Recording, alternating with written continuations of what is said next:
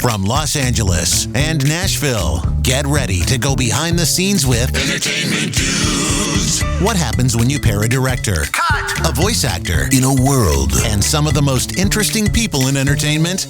You're about to find out. All right, let's do this. Let's do this. Hi, and welcome to another episode of Entertainment Dudes. We're excited. We're so excited. If you're not yawning right now, you're really missing out on a good time. Great old. Cam, wake up. We got a show to do. Woo! Ha! Hi, everyone. Welcome to another episode of Entertainment Dudes. I'm your host, Dudes. Jason Crossman. I'm the director dude here in Los Angeles, along with Cam Cornelius, the voiceover dude here in Nashville, Tennessee. I think you needed lightning bolts in my background. Try it again. Ready? I'll do the lightning. Okay. Cam Cornelius, the voiceover dude in Nashville, Tennessee. Yeah, much better. Yeah, it worked out. Much better. Oh, Much better. Gosh, that's the secret sauce, Cam. Sound. But today we're not going to be talking about sound. We're not going to be talking about what sound. we're going to be Today, talking about? We're going to be talking about cinematography. We're going to be talking about cinematography. Cinnamon and photography. Well, Cinnamon is one of my producers, and okay. We're not talking about her today. We're talking about cinematography. For those of you who do not know what cinematography is, shame on you. You should know. It's the video part of the video. It's the person who's running the camera and is responsible for everything on that you see in any music video or movie or show or anything that you're looking at. And today we're going to talk about the process of cinematography. And Cam, having done some cinematography work, and I myself are going to be talking about how we prepare when we're going to be doing cinematography and what cameras you pick, how you know what lenses you're going to pick, kind of what styles you're going to do.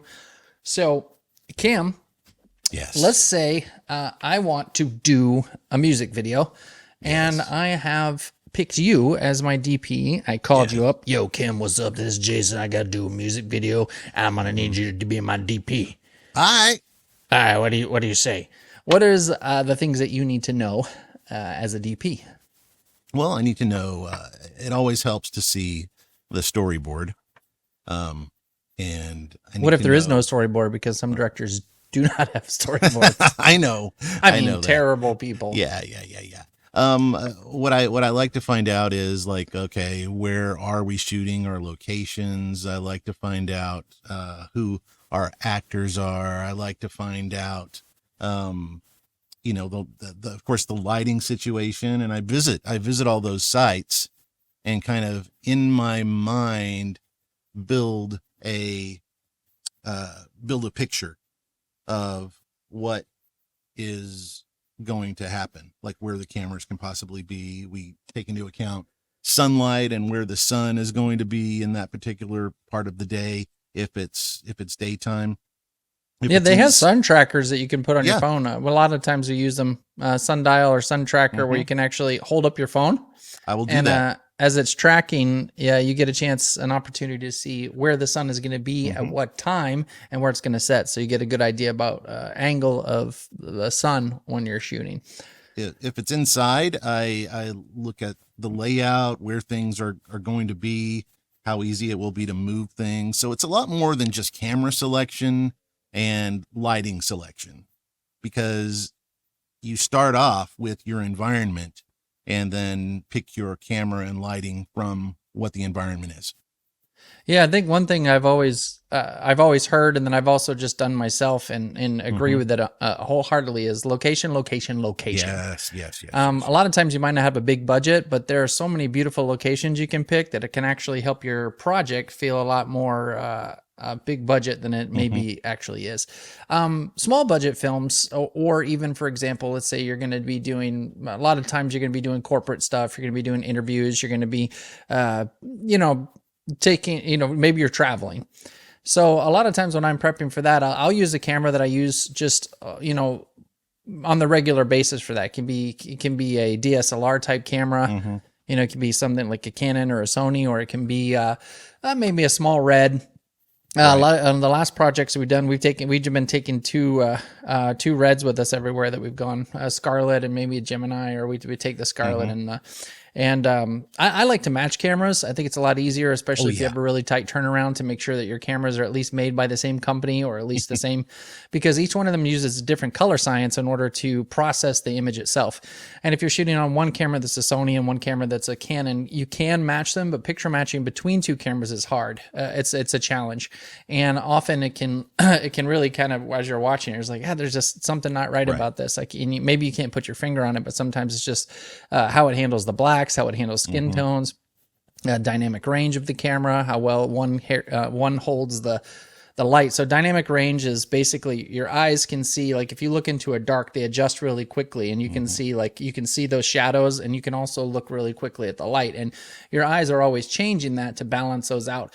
If you've ever been inside and then it's been dark and you suddenly walk outside and it's like everything's bright and you can't see, that camera has the same effect that happens whenever you're shooting. So it accesses information to take the areas of the darkness and areas of light. Early digital cameras weren't as good. They didn't Right. have very big dynamic, maybe 6 stops of dynamic range. And if you're ever in cinematography, you're dealing with an f-stop. It's only 6 stops of range. But now cameras, Blackmagic's got some at Yeah. 12, 14 stops of dynamic range. Arri's got really incredible dynamic range. Sony's new line that they put out is beautiful with how they handle the dark, and even with what you can do with the ISO, bumping your ISO on even Sony's, some of them going up to 120,000.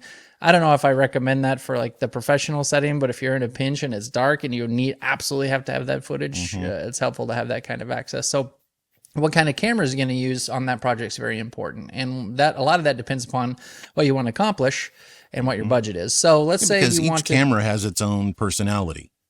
Yep. So yeah, and you want that personality to fit in with the project you're shooting.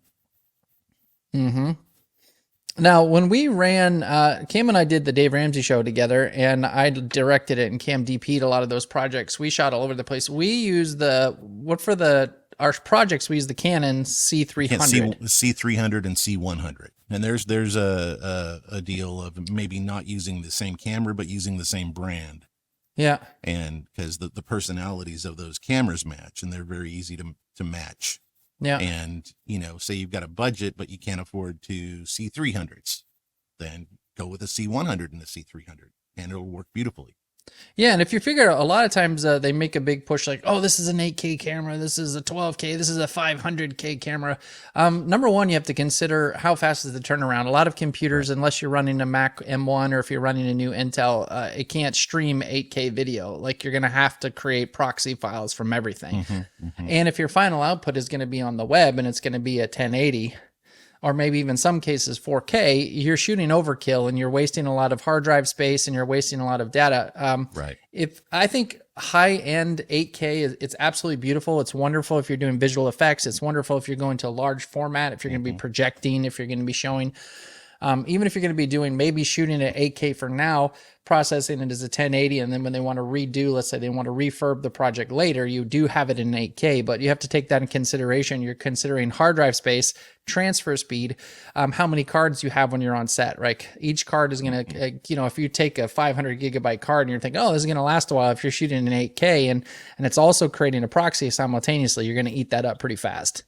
So, taking into consideration what's the final output. It's called the deliverables. What are the deliverables on your project? Some radios, TV stations, if you're putting it to like a CMT, GAC, or if you're putting it to any sort of news network, they have certain deliverables, right? That you're going to get a document that tells you it's 1080. We need it as an MP4. It needs to have this audio, 48 hertz.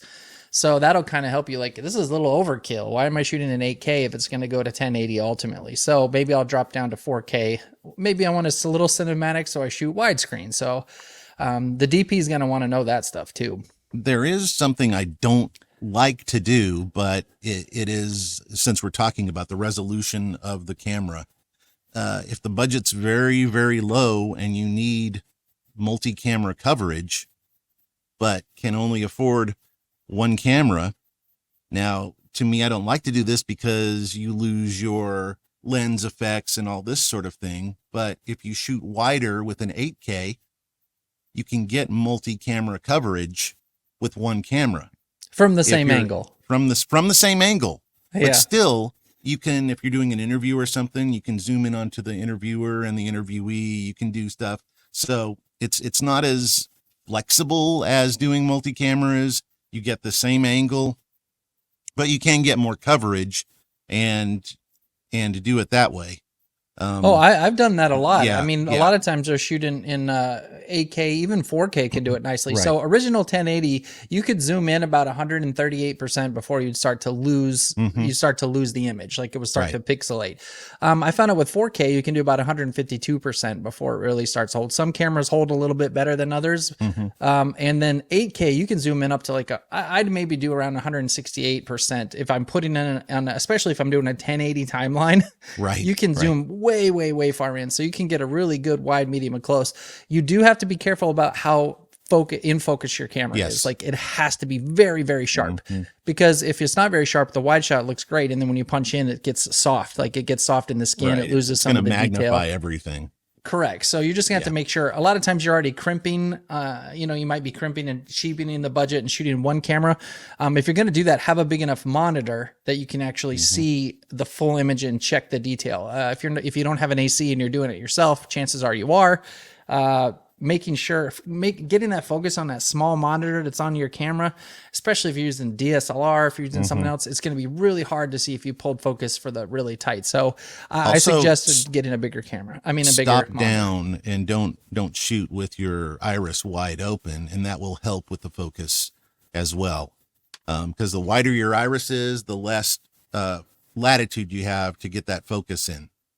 Because you're creating a depth, shortening the depth of field. Shortening the depth of field, right. So if you stop down, that'll give you a little bit more leeway on that focus.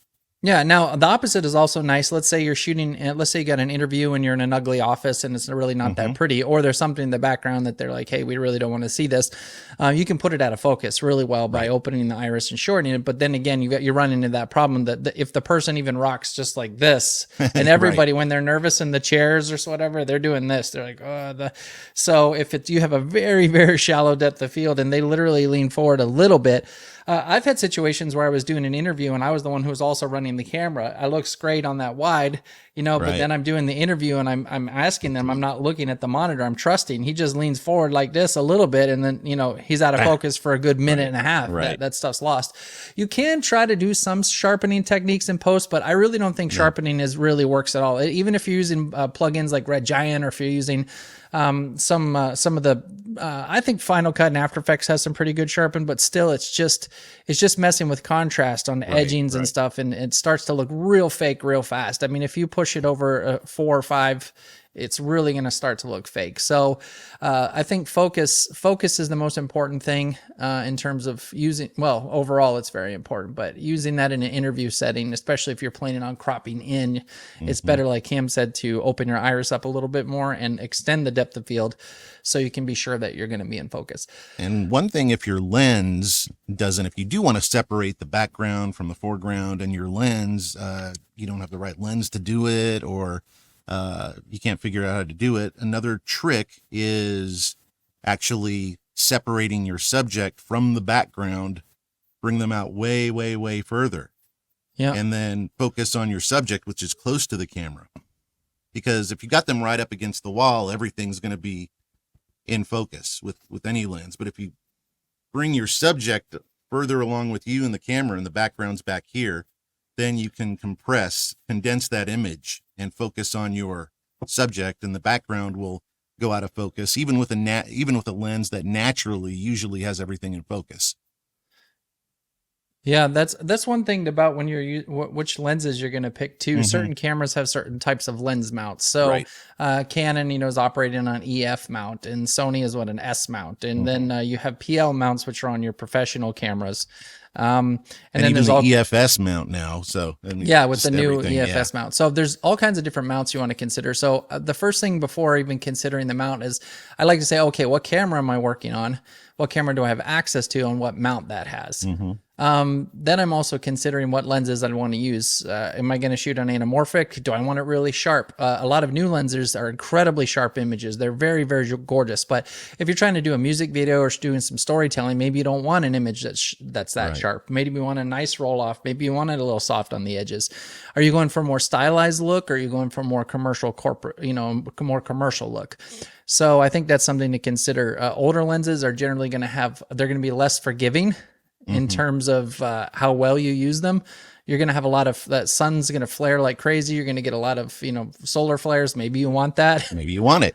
Yeah, whether the lens is coated, whether it's not coated. So sometimes when you're, for example, let's say you're working on a music videos, I think are really awesome places to test everything, because music videos don't necessarily have to have a structure in terms of telling the story, unless you specifically, maybe you're shooting a country song. Most of those have stories.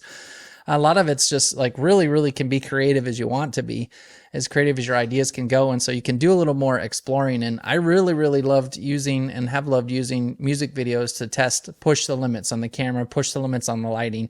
Oftentimes the budgets have gotten smaller on music videos. A lot of music videos have a lot smaller budgets than they used to. Way smaller. So I've seen a trend, and I kind of like it. And I've done it myself in using less light overall, because the cameras are better. I've often done sometimes one source light, and you put the subject against a backlight and use a one source light as your key, and it creates some really beautiful light. And then any extra light I'm bringing into the scene, I'm generally doing it to pop the background. I want to separate the, the actor or the talent from the foreground and the background. And so I'm using it to accent and complement the background. But you can still do some really, really pretty stuff with one light, or basic 3-point lighting setup where the sun is your key. You have a fill, and then set them against the sort of backdrop. That's a misconception I see with a lot of people, is that they want more light, and that doesn't equal quality. It's the quality of the light, not the amount of light that you have. Yeah. So there is you got to think about every light you add also adds a potential shadow to what you're doing. So I try to get away with the least amount of lights that I can, but make sure that light is very quality light. And it usually works out great. And like you said, even one light can make all the difference and make it pop and look great. But you don't need a whole bunch of lights all the time. Yeah, I think diffusion is one thing that's really powerful. And what kind of diffusion you're using? If you're using 150, or if you're using a type of, paper-like diffusion, or if you're using silk that you're shooting through. Sometimes you can do white bounce. So if you only have one hard light and you don't have any filters on it, find something white for it to bounce off. You can do it off the ceiling. You can do it off of a card. Sometimes I like to shoot back into a white board, because generally you can find a piece of white. Like, I can't afford, I don't have a grip kit, I don't have anything, but shoot that hard light against, just even go to the, Michael's or whatever like this, and you can buy just a big foam core. Right. And that works really great as a nice soft diffusion and a quick bounce. So there's lots of tricks and techniques you can use to soften light. But I always carry a flex fill. But if you're somebody starting out or on a budget, look for the sunshades you put in your cars. Some of them have white on one side, some of them have silver on one side, and those will make a great reflector for you on a budget. Yeah, or use my white chest, I've had it, if you get too close to the thing, it's like glowing. They're like, "That's you, back off." That's actually better for, like when you're blocking out some light to make it look like there's trees or something. With your chest hairs, when the light goes right through it, it just you see all the like waves, stipples, like tree, isn't it? right? What are those things called? The things you put in the lights? like a gobo. Gobo, yeah, the gobo. Right. Right. So chest hair gobo off of the white gives a nice reflection. Gobo, yeah. It's beautiful. So, well, A lot of music videos now too are handheld. So I've seen some on sticks. Traditional storytelling is often done on sticks. A lot of it is about motion right now, and with movies and Steadicams and different types of options that you have in terms of steadying Right. shots. That's kind of most of the shots are going to be handheld with some sort of gimbal device that gives you those nice flowing epic shots. And Hmm. I like it. I like it that it gives energy. Yeah. I'm always, even if I'm doing an interview, let's say I'm doing an interview with the CEO of a company or whatever, and I've got one camera set up. Even in between my shots, I'll even do just a slow push all the time. So it's always either moving in or pulling back, just so it gives it some kind of energy. Those are just little tricks and tips that you can do. But if you can shoot it on the camera, so you're always giving it some kind of energy, energy has a flow. In post-production, when you're working on the edit, I like to think of it in terms of music. Everything in storytelling is music related in my mind. I hear there's beats, there's tempo, there's pacing, there's all kinds of stuff that has to go with telling the story based upon with musicality. Right. So I think if you're doing an energy in a shot and you're pushing in one shot, then I'm pulling it out on another. Or if I'm going right like this, maybe I'm going left on the next shot. I'm always thinking in terms of those pieces, how they cut together. Because if you see it, it's almost like a dance. If it's turning like this, there's an energy to it, and that energy is going to get passed from one shot into the next shot. If the energy from this shot is like this high and then immediately cuts to no energy, it's an abrupt, it's like, imagine if you're on a roller coaster and suddenly the roller coaster just stops on the spin. It's like, ugh. If you're doing it on purpose, you're going to create like a jarring effect on purpose, and maybe that's what you want, but most of the time that's not what you want. You want it to flow. So I always think in terms of when I'm choosing my shots and I'm cutting from one shot to the next, I know I want there to be an energy coming in and an energy going out. Right. I'm always cutting in my mind when I do it. Like, what did this shot will go to this shot? So I'll need to bring up. If I'm coming across, I want to come down, or I want to push in. So how do you get better at that? I'd say get into a post-production software, take a bunch of shots together, stick them there, take your camera and pan right, pan left, Right. pan then, and then put those together. Either you can do wipes. Just use your traditional transition wipes that you have in most editing software. Try them, see what works when you're going, what kind of energy it creates when you're going in, when you're going out, when you're zooming forward, zooming back, and then take your shots where you do that in camera and cut those pieces together. It's a great way to begin to learn that musicality of energy of shots in and out. And that goes with the camera. So when I'm doing music videos, clearly you're going to be doing it to the music. So whatever you're shooting, have that music playing while you're shooting your shots. Yes. Because it gives you, that's the tempo. And if you shoot different offbeat from those tempos in the shots that you're doing, you're going to create a dissonance in the post-production in terms of the edit. It's just going to it's going to be harder to cut, or it's going to be more jarring. So that's what I do when I'm DPing music videos. You've done some, how is it different in news? Clearly it's not, you're not going for style in news. What's that like? Well, it's very interesting because when I started out in news, or even in cinematography in general, there's a lot of things that are done today that were taboo back then. So my news experience is actually closer to what higher end cinema was, because we had a very specific way of shooting. And for instance, no jump cuts unless there was a reason for it. And today jump cuts are everywhere. And, lighting and everything was just to be perfect. What I will say for news is that it helped me later in life, set up shots quickly, because you got to be in and be out. So it helped me light quickly. It helped me pick gear quickly. It helped me, do all this stuff. What I do see today as well, and this was also a taboo, and I don't know what your take is on it, but when doing an interview, you would either have the person direct address, and then they would go from camera to the same, to the same shot, or you would have someone, you're interviewing them and they're off to the side like this.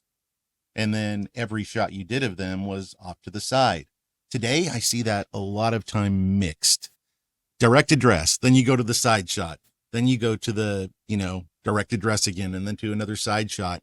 And to me, personally, that's confusing, because as an audience, you either want to be the person that's talked to directly, or you want to be there on the side watching something happen.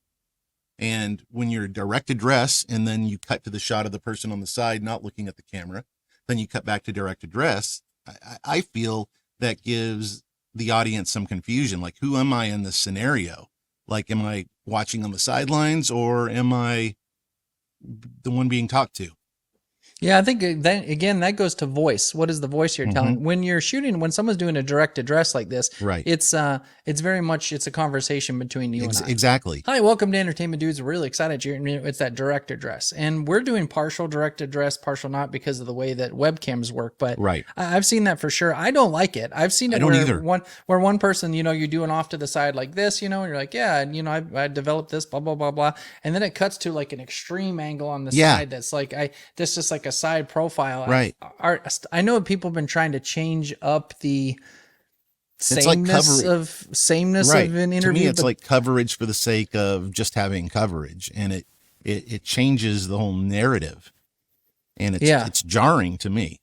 Yeah, me too. It takes me out of the story. It takes me out of that moment, especially if you're cutting on something that's emotional or something that you spend all this time drawing me in by telling me a story and weaving this narrative and connecting with me, and then suddenly you just and then I'm like, who is that person talking? I thought we had a thing going. What happened? Right. Who's this other person? You just left me. Yeah. Who's he talking to now? What's going I don't on? like Right. it. I don't like it. For me, I'm gonna do one or the other. I don't use a second camera if it's a direct address. Right. I'll use much more the technique of a higher resolution, 8K, 6K, 4K, right. You can go and I do wide, the zoom in, wide, medium, close. all that stuff. Yes. Yeah, that's because how you it's change still a it. direct address. So if I know I'm Exactly. doing a direct address, I do not use another camera. And sometimes either. people are like, hey, we have another camera. I'm like, what? Don't need it. What? I'm never gonna cut to it. It's literally Right. just rolling and wasting video. Like I won't use it. And if it's not a direct address, if it's one of these interviews off to the side like this, then you do have a little bit more leeway of maybe a couple cameras, and you can change, because as long as off that to angle the side, and you as an audience member don't care what angle you are to the side, because you're still just kind of looking at the conversation. The person's not talking directly to you. So it and I doesn't think matter. generally you can operate in that I think you can operate in about a 45-degree angle Right. and get away with not taking people out of that moment. So if I've got my my single close-ups like this, Yep. I'm like here maybe, and then my wide might be a little bit more like Exactly. that. So I've got it for it. But the moment I'm like, okay, let's say my close is this here, and then I'm cutting to my wide like this. Mm-hmm. It's just not. No. No, it's not good. So yes, technically you can stay on 180 degree. There's like 180 degrees that you can stay on that side of Right, that the person line. and in a story, a line. But in terms of telling a story like this, when you're trying to focus on one person and establish a communication between you and an audience, it's very rare that you and I are having a conversation and I suddenly just adjust. Right. Like So to a stop side. doing that, people. Yeah. So, and I think a lot of the techniques that you're going to see in films right now that are being used are from YouTube. So jump cuts, for example, the French New Wave used jump cuts all the time. Right. But to me, it was a different type of storytelling. It was to compress time in a way that continued a narrative. So they've done it really, really well on YouTube. Some people do it very well. They cut between them, and it's so people are so used to it now that it's like jump cut, jump cut, jump cut. Right. You almost expect those direct address things like this to have jump cuts in them. Right. And sometimes I think there's a difference between a jump cut and a junk cut. Because I think jump cuts are lazy. It's just like, I don't know how to make Right. that match. I don't even want to bother. But a jump cut has intentional, and it's also really great at compressing time and putting two juxtaposing ideas together in conflict with each other. A good jump cut will do that. Well, you'll have tension here, and then it'll crash into the same tension, but it'll show the opposite point of view. Like between two people who have just one person experienced something, they had a fight, and all of a sudden it cuts back and they're making out in a jump cut. You're like, whoa, they had this high, and then boom, they're making out real To fast. show the passage of time, it's great. Yeah, time, and If- it's if great. nothing has passed, and you're just, it's just kind of like Just whoa, lazy how'd editing. It's How'd like that we're person cutting. just jump from here to here? How'd that happen? Yeah. Are they magic? So Yeah, so I think anytime you're like, oh, this is a cool shot, anytime, oh, this is great. Why am I always ask myself why, because cinematography communicates a language, and every shot that you're choosing communicates an idea. Whether, you have a long distance shot and they're walking across a mountain, it's isolation. It's the smallness against the grandeur of Right. or scope of nature itself, man versus nature. If you're doing close-up shots, you're talking about intimacy. It's a moment Yes. where I'm revealing some intimacy. Maybe I don't want to be close to you. Like sometimes you have that close talker that's like, and you just want space. So, and a drone shot is doing something else. Like once the drone came out, drone shots everywhere. Like, why is this a drone shot? Because it's cool. Like, okay, there's always that element of because it's cool. But after the tool has become it's cool, Right. eventually it's like, oh geez, another shot right here. Like why? Then that tool gets rolled over into what is that exactly does this particular tool communicate? So based upon what shots I'm going to take, I try to think about what I'm trying to communicate to the audience. What is this close-up going to be telling? Do I need to be close in this?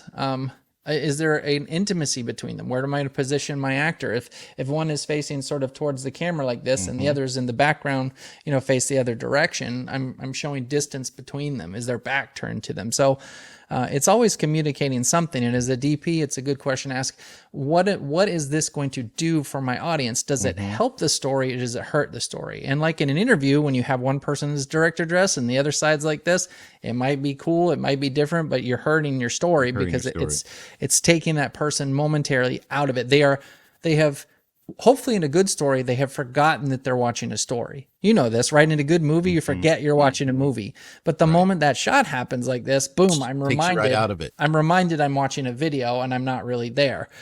So I think if we're doing that in cinematography, and no matter how cool the shot is, if it takes you out of the fact and reminds the audience, oh, cool, oh, that's right, I'm watching a movie.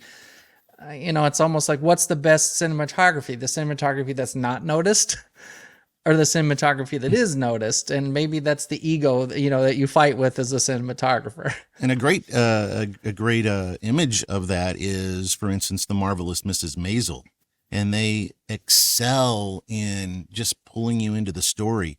Sometimes I've just got to kind of go back and say, wait, we just went like half an hour and it's been one camera shot. And you didn't even notice. It's amazing. You didn't really even notice. And, Hitchcock did that first with Rope. Yeah, with Rope. And of course, they didn't have enough film to do the entire film that way. So he would go behind like a pillar or something and use that as the place to cut. Yeah. But Mrs. Maisel uses that effect to amazing effect. You just go back there and there are some of these epic shots that just track and follow, and it brings you into the story. They're using it in a way that brings you into the story, not just because it's cool, but because it makes you feel like you're there. Yeah, it's interesting watching cinematography in terms of its the changes that are done stylistically from decade to decade. Like, right. I noticed in everything in the 70s, 60s, 70s, like a lot of those were long cuts.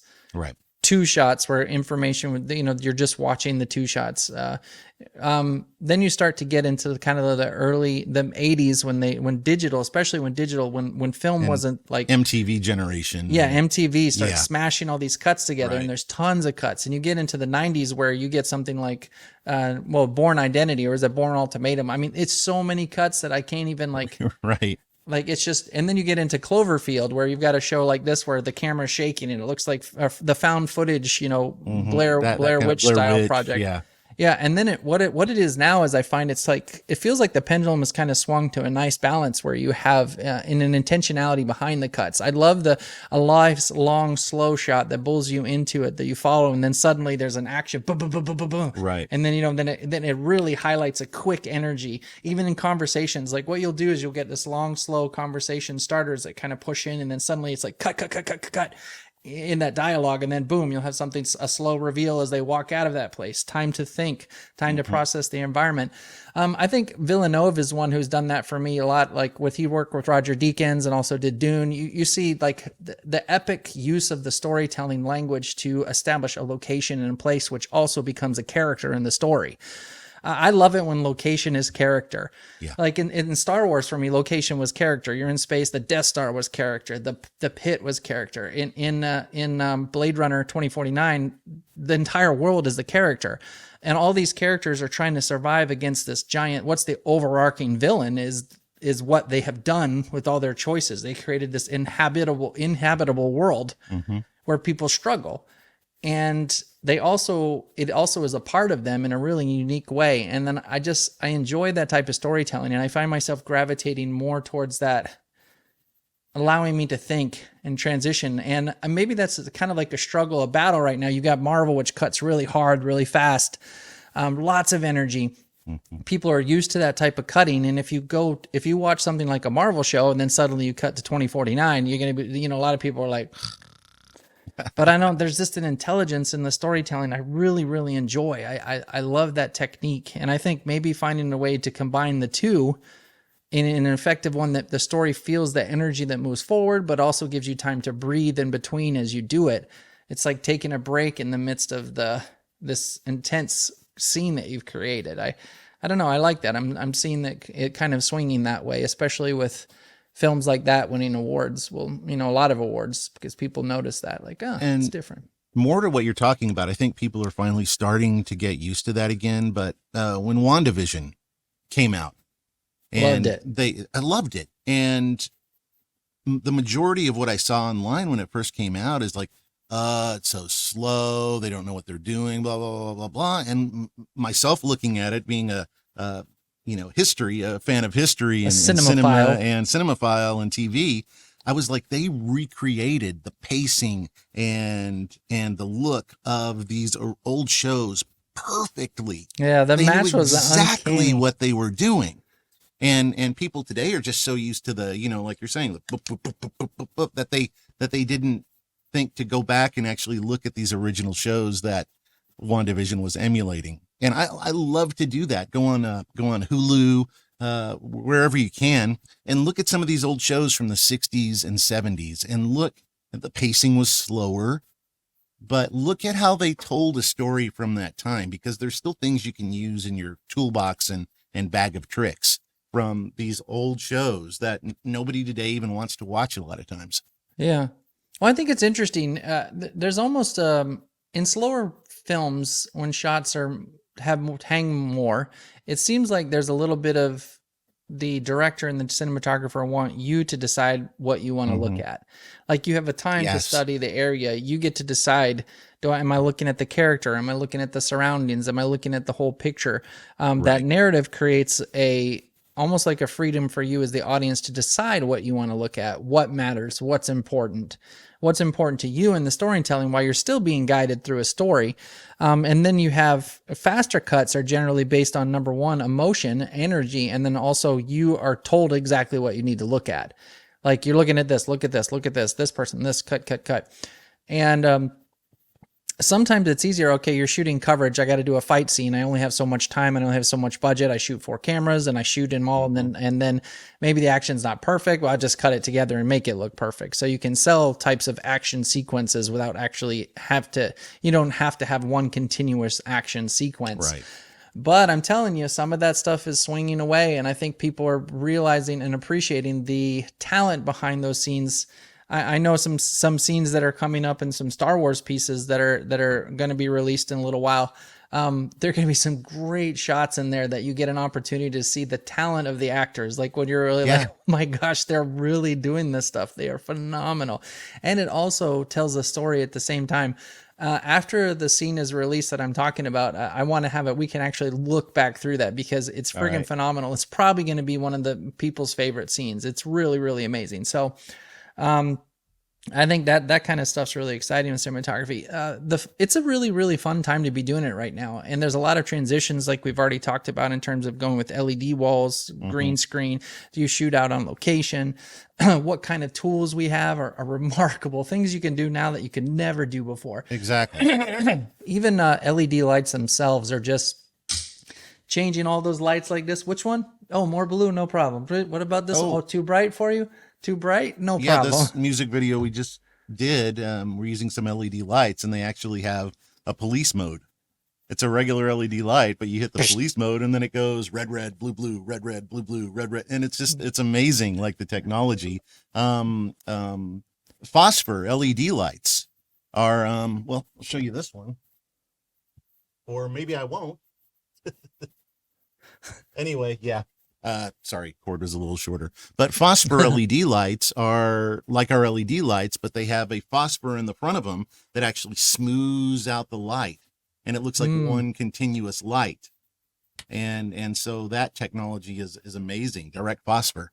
Oh. So yeah, there's all kinds of cool stuff out there now that was never available before. Yeah, and I think there's a lot of people that have entered the game in terms of lighting that weren't in there before. Like you have Digital Sputnik, it's created their small lights that they combine multiple pieces together, their Right. tubes. You've got Quasar that's created their LED tubes. You've got Hudson Spider who's created an entirely new light. It looks like a giant spider. And one of the major problems they had is whenever you're driving on a rig and you got a light and LED and you've got the lights going, the wind's blowing the thing around. Well, this thing is like, it's made out of aircraft aluminum, and the wind blows by it so that it doesn't shake everywhere when you're driving. It's the different types of things that are coming out with lighting are pretty exciting. So I think it's all important just to say, what is the project? Where is it going? And all of these questions need to be couched in the number one question I think directors DPs and directors should ask themselves is, who is my audience? Audience, right. And what do I want them to think, or what do I want them to feel? Because those things are your connectors to the director's vision and story. What's the story? Who is my audience? How can I connect the story to my audience? And what medium are you going to use to do it? And the technology, like you were saying, everything available to us, that can be either confusing or it can be just like amazing, because you can pick and choose exactly what you want to use for your perfect project. And it all comes down to intentionality. Have your intentions for what you want to achieve. Don't just use stuff because you can or because it's cool. Just lock in your intentions and then use the best tools to create that intentionality. Yeah, I say unless you're doing a music video, in which case then I'm like, make it cool. In which case, right. Do whatever Right. you want to. Like, Whatever, draw yeah. attention to the fact you're in a video. Right. I think those seem to me like that's a great place to explore ideas. And then the ones that work really, really well, those are great communication language. It's a language. Okay, I can use this piece to tell this part of my story. So I say have fun. How do you get going in music videos? Like, where can you start? A lot of times there's different websites. Like, I guess it's not coming off the top of my head right now, but I can't remember it. But there's websites like sort of like Backstage for actors, where bands, Reverb Nation, they have a lot of the bands that are out there right now that are putting up music and charting. You can see who is popular in your area. As a director, you reach out to them, contact their manager, contact them, say, hey, I'm a director, I've got a camera, I've done some things, I want to shoot a music video. Would you be interested in partnering? Maybe you're doing a couple for free to get started, but then that's a great way to be able to begin building a resume by shooting with people who are doing something that you like. Then from there, you just keep working your way, do another, until people start seeing it, and you can determine what you want to charge and go for bigger and bigger bands. It's a great way to get started. It's a very, very good entry-level thing to do, which can ultimately lead to, becoming a world-class director if that's what you want. You want to do movies, TV shows, things like this. That's going to involve, there's several different paths you can take, especially as a cinematographer. You start working as an AC.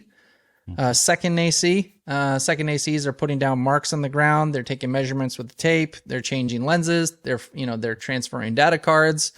They're generally carrying cables, and you're carrying cameras and setting stuff up. Which is stuff you need to know, even if you're a director. I mean, this is the ground level stuff that you've got to understand all of this if you're a director. That's right. Yeah, and then after your second AC, you can do some first AC work. You're pulling focus, you're bringing the lenses, you're helping the DP decide lens choices. What do you want to accomplish? How far is it? What's the best thing we can do? That's when you begin to understand a lot more about your ISOs, about what each lens is going to do, your depth of field, what's your hyperfocal length, how is changing the lighting going to change the hyperfocal length? How far is my background? How close is my foreground in focus? So I think once you begin to get those pieces, then I think, mess around with your camera. Everyone's got a cell phone. You can start becoming a DP. Art I highly suggest anyone who wants to get into cinematography should take some art classes. Drawing classes, art classes, because in painting and drawing, you begin to look at perspective. You begin to understand storytelling through photos and narratives. You'll understand the rule of thirds and what that looks like. Where does your eye travel when you look at a video? How contrast between darks and lights can push your eyeball one way or the other in a screen. So I think it's a really good idea to be able to get into some art, and then, just start shooting, buy a camera when you can, and start volunteering your services, and start telling your own stories. Another great place to look is the American Society of Cinematographers, and you can actually go on there and become a member, not become an ASC, but become an associate member. And there are treasure troves of interviews and information on what some of the best cinematographers in the world do. They tell you how they achieve certain lighting. They tell you, what they've done as far as lens selection. And there's an amazing treasure trove of information there at theasc.com. ASC, Cook Optics also. Cook makes lenses. They make camera lenses for cinematography, and they also have an incredible trove of interviews and with all kinds of different cinematographers about how they made their movies, and that's on YouTube. And those are all free, so you can start to examine there. American Cinematography Magazine is another fantastic tool that you can use to. They have interviews with DPs about what they did on a film. That's part of the ASC. So if you join that, you'll get the American Cinematography Magazine and things on like the latest features that come out. You've got interviews on like the current now movie, and it's like, here's how we did this. So amazing stuff. Yeah, the really, really cool. Well, cinematography is a fantastic place to get into. It's an awesome way to tell stories. As a cinematographer, you are the director of what it looks like in camera. So there's a lot of responsibilities. Your team consists of your gaffers, your grips. Your gaffer is going to help you with your lighting. You're going to have your AC, your second AC, multiple camera units, and ultimately you're responsible for what it looks like, the mise en scene, everything that appears in scene. Right. And it's really, really fun. So if you want to find out more about information about those things, those links, we can have some of those links in the bottom, so you can see those in your YouTube if you're following YouTube, or on our website, entertainmentdudes.com, or you can look on any of the podcast platforms and read information about that. So we'll leave those links before you below. Also, the best equipment too is the equipment you have with you if you need to shoot something. So if you see something great and all you have is your phone, if you know how to utilize the equipment, you can make any camera pretty much work to your advantage and look good. Yeah, because we've actually even used cell phone footage from the iPhones at the time when we were shooting, because there's certain places you can't take a camera. Exactly. On the train way to Washington D.C., you can't have a train in there, but you can have your phone. And those pieces, as long as you know how to do it, we cut that together in with the C100 and the C300, and we knew, and probably was like really, really astute cinematographers will be like, oh, that's but most people, your average Joes who are watching it, they won't have a clue. As long as you know what you're doing, as long as you learn the how to and the language of it, you can make anything work, really. Exactly. So awesome. Well, thanks for joining us in another episode of Entertainment Dudes. Was excited to have you and to tour a little bit about what we do when we're behind the scenes. Hey, what shirt are you? What's that shirt that you? This shirt? Oh, this is my Entertainment Dude shirt. Ooh, we have merch. You can actually merch.entertainmentdudes.com. Yes. Nice. Watch entertainmentdudes.com. Yeah, so you can actually check out. We've got a lot. I really like this. I was surprised that, when it came, I like the material. A lot of times shirts are pretty cheap, but we worked around to find a really good one, and it fits nice. I wash it, but I just hand wash it. So this has actually gone through the wash already, and it still looks nice. Like, I think if you run it through the regular wash, I don't think it's going to hold very well. I don't know about that, because I've regular washed mine. Like, you did, and it looks good. It looks fine. So really? Okay. I put the shirt inside out. Oh, flip it inside out. Right. Flip it inside out, and it's fine. Okay. Well, I don't know. I'm still going to probably hand wash mine just because, I don't know, I like it and I want it to look good. But I guess what you need to do is wear yours after like a couple months, and I'll compare mine, and we'll show the difference. Just compare them. Also, if you're watching on YouTube, don't forget to like, subscribe, hit that notification bell to find out when new stuff is coming out. Yes, and we got some exciting interviews that are coming up. I know we're going to be interviewing Megan Alexander, who's with Inside Edition and a number of different. She's been doing news at Hostess for a while. We have Greg Travis. You aren't going to want to miss. He's Right. Travis Television. He's done tons of music videos. He's probably done over 2,000 shows for CMT, GAC. He's been a longtime director. Really, really phenomenal. And we have some other exciting guests that we're in talks with. And if they get on our show, it's going to be blast. If you enjoy some of, I don't know, we can't give that away yet. But anyways, we look forward to having you on the show. Sci-fi and that kind of stuff. Yeah, that kind of genre. If you like sci-fi and you enjoy really good sci-fi. And I think we got some stunt coordinators coming up, so you're going to want to stay tuned for that. But prop masters and all kinds of stuff. Yes. Well, thank you for joining us. Love having you. Love having you part of our team. And please share this, pass it on, and you'll help our audience grow. Reach more wonderful people. Meet more wonderful people. Meet everybody you can. Don't forget to meet. Just don't meet too much, because you might end up in jail.